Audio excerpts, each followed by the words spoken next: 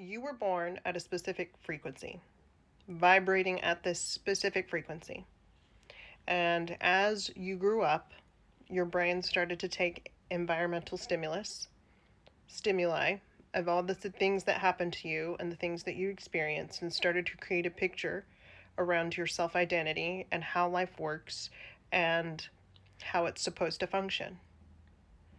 This can create resistance for you when you want to accomplish something or when you want to do something.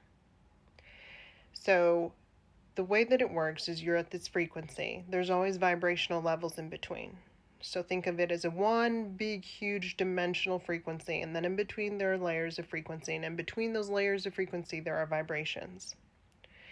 And what shifts your vibration, because we're constantly shifting vibrations until we shift into different frequencies, and we can go up or we can go down, but we're constantly vibrating in the middle of one of them.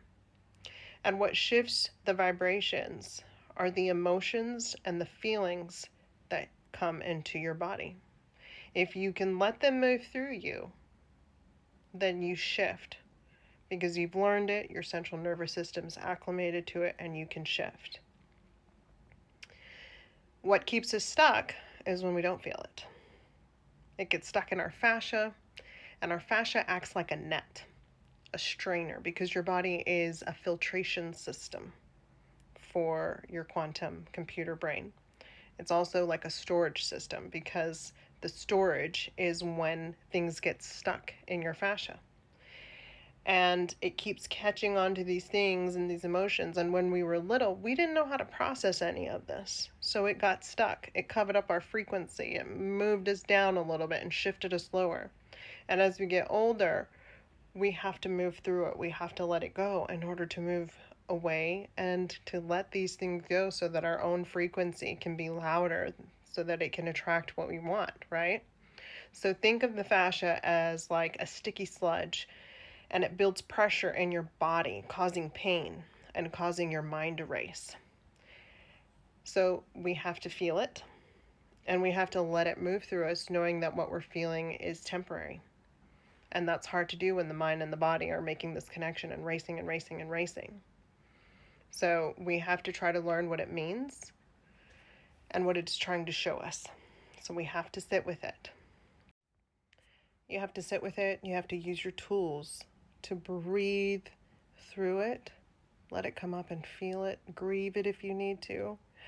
Most of the underlying themes that I have seen and experienced is fear-based. Fear of being alone, fear of being unloved, fear of being unseen, fear of not being good enough.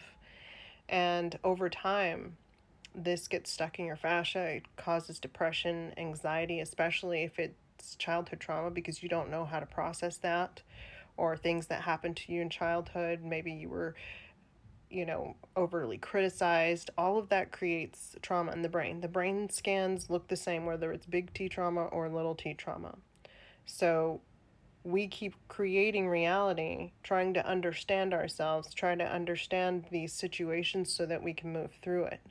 And it creates a pattern, and these patterns don't help until we recognize that it's a pattern, and then we make a choice to feel it, move through it, not be scared anymore, do the tools that we have to make things better, and then create a new outcome by creating a different choice and a different reality.